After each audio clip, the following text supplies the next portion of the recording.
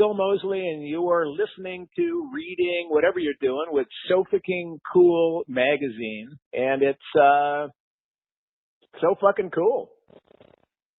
Are you ready to start this off? Shit, yeah. All right. So Fucking Cool here with Bill Moseley. How you doing, man? I'm doing good. Just had a bowl of Campbell's tomato soup and some tuna fish salad, and man, I'm ready to go. I see you've been keeping yourself busy. I see you were overseas for a while there. Is that right? I was in, beginning of November, my wife and I took a cruise up the Mekong River in Vietnam from Ho Chi Minh City all the way up to Phnom Penh, Cambodia. And then we took a bus up to Siem Reap, which is where Angkor Wat is. Check that out. And then I flew to Tokyo, took a bullet train down to a little town called Maibara on the shores of fabulous Lake Biwa in Japan, and spent a month on a movie called Prisoners of the Ghostland, starring Nick Cage. Awesome, man. That sounds like a interesting time, to say the least. That was a hell of a way to end the year, man, I got to say. Now, you're back in the States, and I understand you're going to be at the Astronomicon. Is that right? Yes, indeed. I love the Astronomicon. Love the snow, love the Midwest. You know, I'm originally from Barrington, Illinois. So, I've been living in Los Angeles for 30 plus years, and I'd like to get back. I now consider myself a weather tourist. So when I go back and see snow, I love snow, but it's nice after a weekend to get on a plane and come back to the beach and the palm trees here in Los Angeles. Yeah, that's for sure, man. Snow's fun to visit, but it ain't too cool to be there the whole season. Yeah, right. Now, with this appearance, you're going to be in costume as ChopTop, and previously you did it as Otis. How does that come about when you do cons? Do they choose ahead of time, or is that something you choose? Well, with Otis, it's more of it's an easier makeup because basically what I do is Otis from House of a Thousand Corpses, so it's got a black and white makeup, a long kind of corn silk hair, and the red robe, and that's not so hard. What you have to do is you have to get somebody to do that makeup, but that makeup isn't so complicated. With ChopTop, I haven't done it in a long time, or I only do it with a woman named Nora Hewitt, who won one of the seasons of Face Off, and she really does a good ChopTop. I mean, in order to do ChopTop, first of all, I gotta cut off my beard, so I need a smooth face for it, and then there's a bald cap. There's obviously put the plate on. There's a lot of different things that go into it. I still have my old original ChopTop costume, and because of good genes, I guess, I still am able to fit into it. And I still have my teeth, and I still have the original coat hanger. And, I still have the original lighter for that matter, which still has gas in it. So it takes, it's a little, it's a lot more complicated, I should say, to do the ChopTop makeup. So this is going to be a real treat for the fans because, it takes probably, close to an hour and a half, 2 hours to, get into that makeup and costume. Wow. And it takes a little while to get out of it. So it's going to be a real treat. And, as I like to remind everybody that ChopTop is alive and well. Now, when the fans come up to you, who do they prefer? Are they Otis fans or are they ChopTop fans? It's probably a little more Otis because there's been a lot more.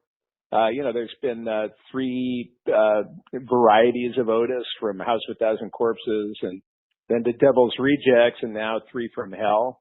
So I think, basically that trilogy has probably gotten out there a lot more. But of course, Texas Chainsaw Massacre 2 has been around since 1986. And it keeps just getting new love from people. So I would say it's maybe 55% to 45% in favor of Otis, but ChopTop is close behind. So who do you prefer?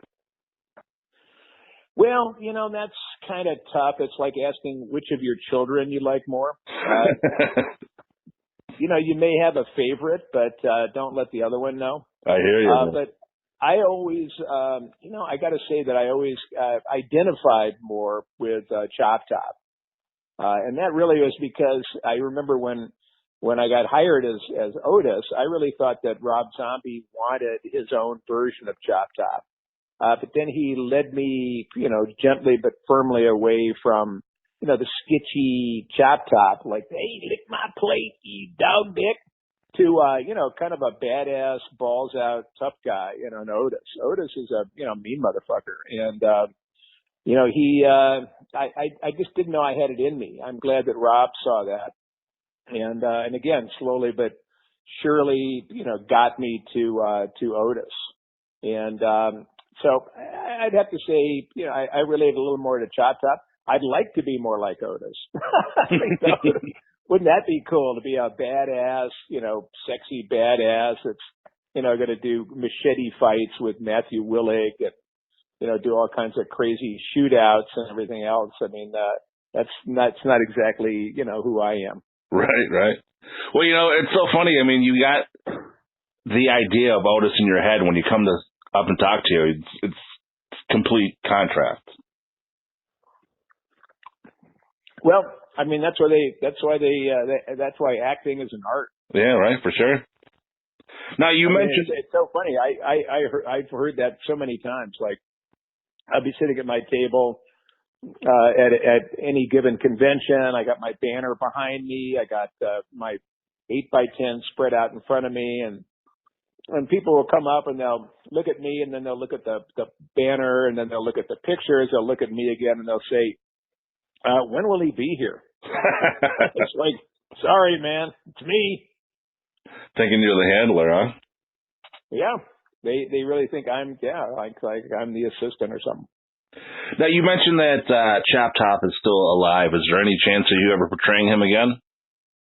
That's up to the powers that be. I know that ChopTop, Texas Chainsaw 2 was originally Canon Films, and then they got bought by something called Pathé Entertainment, and they got bought by, I think it was MGM, and then they got, somehow their film library went to Sony. So now Sony owns Texas Chainsaw 2. In order to make any kind of a ChopTop movie or have ChopTop in it, there would have to be negotiations with Sony. And I remember, wishing back in the day that there was such a thing as character emancipation, where you could actually, make some deal with such and such, whoever owns the rights to the movie you're in, and make some kind of a deal and say, look, I want to, take ChopTop. I am ChopTop. I played ChopTop. What can I do so that I can actually, do more stuff with ChopTop? Right. Lamentably, that's not the way things work in Hollywood or probably anywhere. And so, it's basically sitting around waiting for somebody, I guess, to come along and say, here's, $8 million or something, whatever it is, $2 million, maybe it's, $150. I don't know. But we want to make some kind of a new ChopTop type movie. I don't have the dough for it, but, if somebody does, I welcome them because I'm raring to go. Well, man, maybe we should start an Indiegogo and have the fans raise their cash for that. Right. Yeah, raise some cash. I mean, it's going to take a little bit, but as I say, I've got the costume, so I'm ready to go. I'd do it tomorrow. That'd be awesome, man. It truly would. Now, when you first portrayed Otis, did you ever think that he'd become the anti-hero that everyone loves? I didn't really. My concern was hitting my marks and remembering my lines. Let's see here. I'm trying to think if I ever really, I didn't ever really think about that until, say, after Devil's Rejects. And then, there was a little more, people seemed to be, at least I could hear a little more excitement And that was very cool. So I had, and actually Devil's Rejects, that was the first time I'd ever done a character twice. I've done a bunch of work, but I've never been the same character in a sequel. So, until I did Otis in, Devil's Rejects, it was very interesting because, with House of a Thousand Corpses, I spent pretty much the whole movie and a couple of weeks afterwards trying to find the character. I played him okay, but I didn't really have that kind of merge, that heartfelt connection to Otis until about 6 weeks after we finished House of a Thousand Corpses. We shot an added scene, and it was the Run Rabbit Run scene where I'm going, hunting humans ain't nothing but nothing. They all run like scared little rabbits, and start screaming, "Run, rabbit!" And that was when I really oh, that's Otis. So I finally did make that connection. And then a couple of years later, when we did Devil's Rejects, I already was Otis. So for me in Devil's Rejects, it was great to hit the ground running, with Otis and already knowing the character, connecting with the character. So now it was just let's, open her up and let her rip. And that was, it was interesting because when 14 years until we did, Three from Hell. And that was interesting because at first, I was in my head about oh my God, 14 years later, what's happened to Otis? He's been in the big house all that time. Do I remember? Am I still connected to that character? I had a lot of, a bunch of static in my brain. And I remember doing one of the first days we were working on Three from Hell. I had some scene, I had a little monologue to deliver. And I remember, fumbling with the lines I was, in my head still. And, Rob was Bill, hey, what's up? And I said, give me a second here. And I just sat down, took a quiet moment. And I heard this voice in my head say, get out of the way, Bill. I got this. It was like the voice of Otis saying, okay, Mr. Insecure Hollywood actor, which side is my better side? Get out of here. I got this. And I heard it. I said, absolutely. I got out of the way. And, and Otis had a great time. Now, Otis has some of the best lines out there. Are those ad-lib or is that straight script? A lot of, with Rob, a lot of them are scripted. With ChopTop, a lot of them are ad-libbed. Lick my plate, you dog dick, I just made up on the spot. There was a lot of stuff, EXIT, there's just, because when we got to the set back in '86 in Austin, Texas, I think the script was about, it was 85 pages long, so it was pretty scrawny. So there was a lot of, there were the bones, but we needed a lot more meat. And Toby Hooper just loved my improv. And I was so crazy into ChopTop that, it was just coming out of me I was going to say shit out of a goose, but that's not very flattering. Let water out of a spring. So a lot of the the ChopTop isms were just flowing fast and free and very, very natural. Again, with Otis, Rob, likes, he writes his own script. So of course, you want to say everything that Rob has written because, A, it's good work, and B, it's good politics. So, Now, one thing that I found interesting is that you're actually a musician. How do you balance that out between your acting?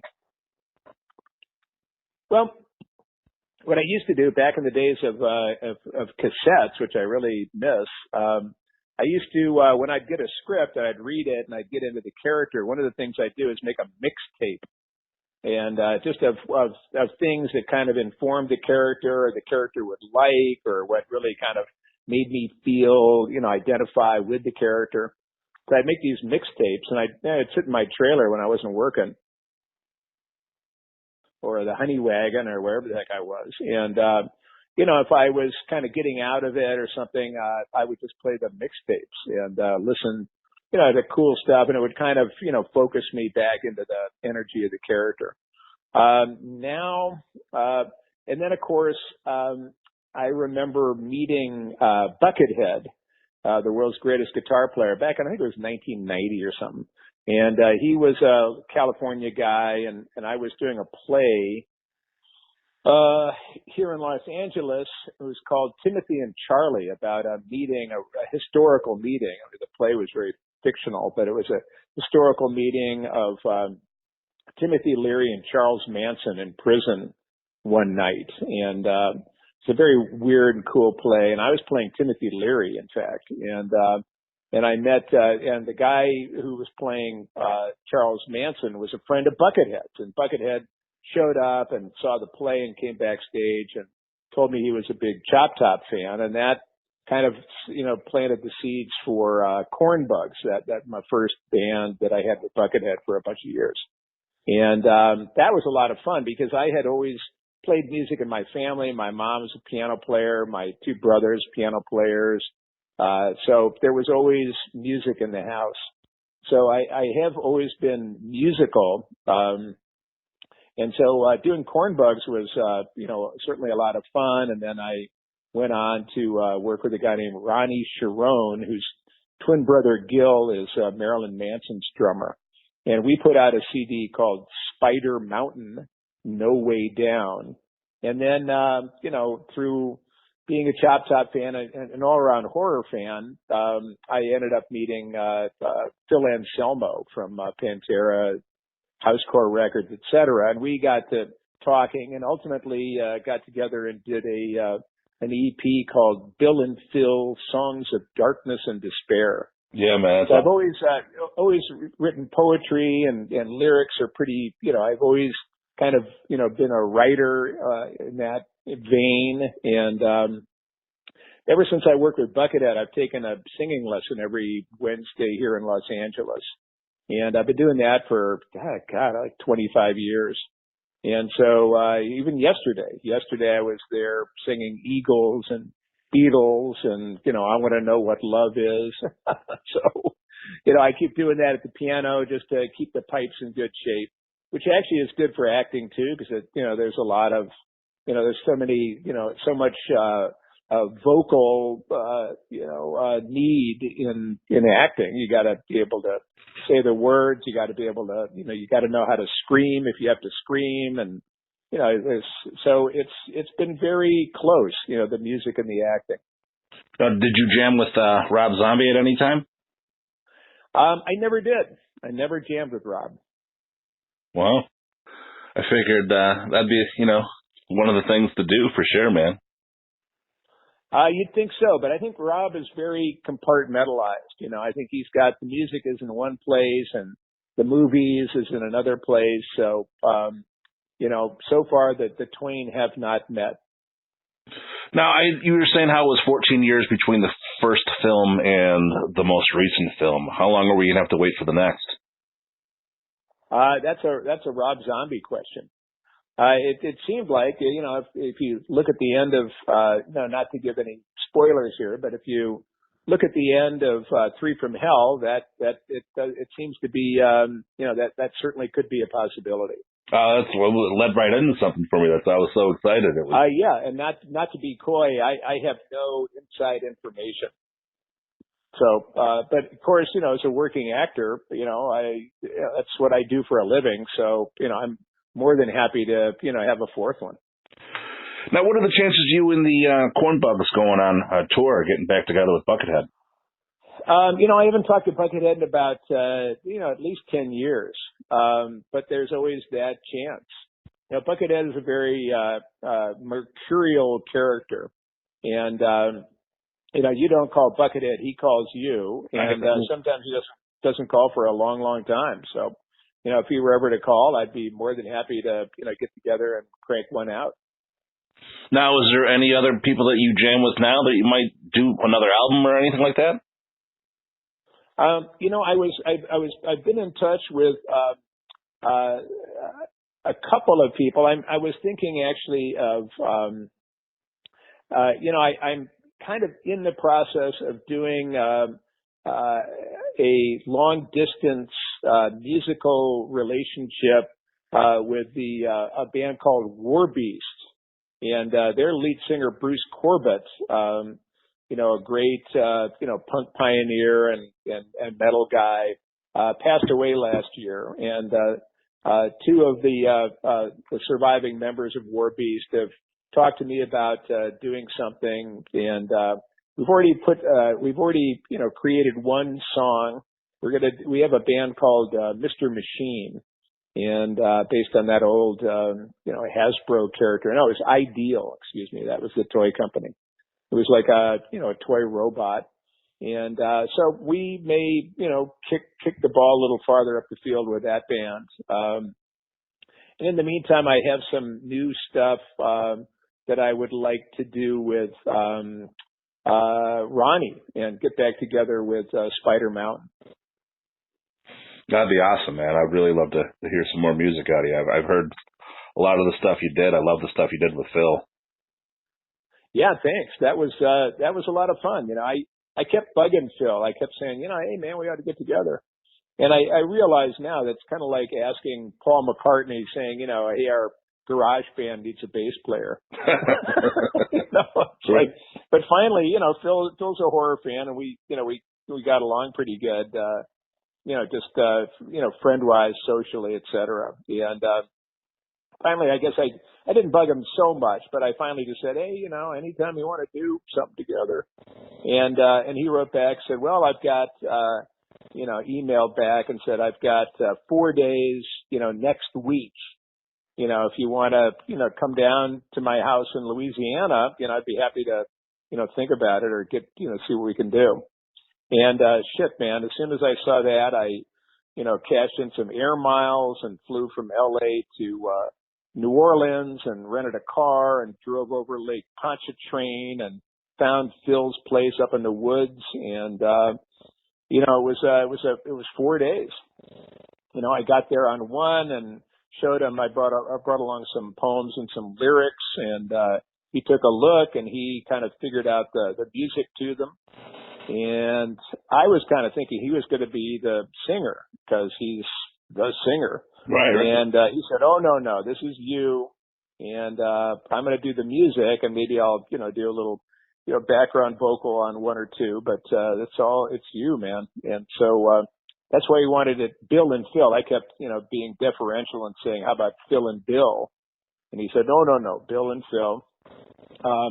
And you know what? It was great not only making the music with him, but then of course with Housecore Records, there's like King Parrot and I Hate God. There's a bunch of different bands on that label, and a lot of them provided extra tracks and instruments on Bill and Phil. So it sounds fantastic. And I'm definitely up for another one of those. Yeah, man, it was awesome. Listen to that stuff. It was really great music. Now, when I look through things here, the Texas Chainsaw Massacre, is that ever going to get released or re-released, so to speak? It's on a DVD on my desk drawer, so it's there. I never released it at first because I never really got, I didn't get the clearance on a couple of the, pieces of the songs I used. I think I used a Clifton Chenier song, not sure, maybe a Kinky Friedman song, but just little pieces of them. But back in, I think I made that in maybe 1984.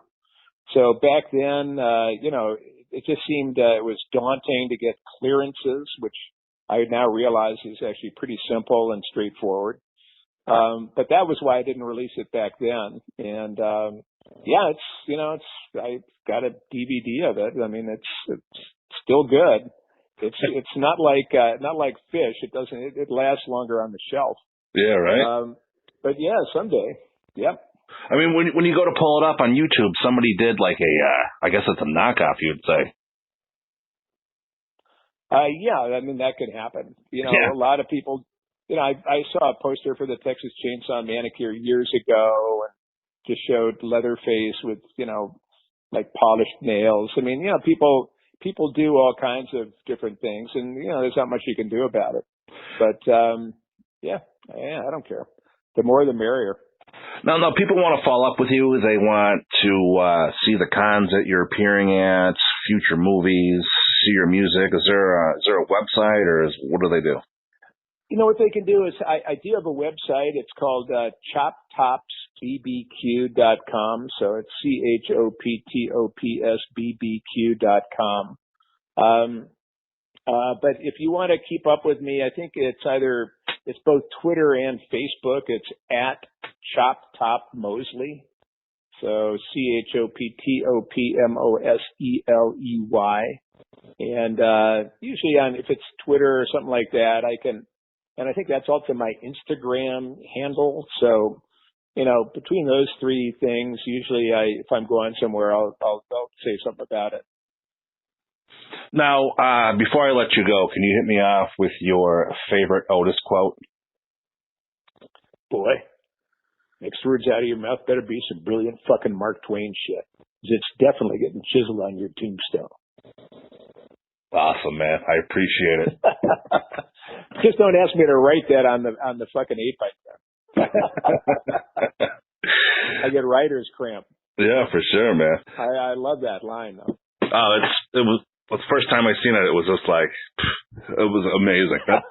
The whole scene right there, with the rust on the gun and. Oh man. Now, Astronomicon is the first weekend of February. Tickets it's 7 to 9, maybe Feb 7 through 9. And it's going to be one of the rare opportunities to get your photo taken with you in your full ChopTop gear. So everyone out there, make sure swing on through, say hi to Bill. He's great to chat with, and one of the all-time horror icons. Thanks. Yep, alive and well, and still kicking. Thank you so much for your time, man. I appreciate it. All right, my pleasure.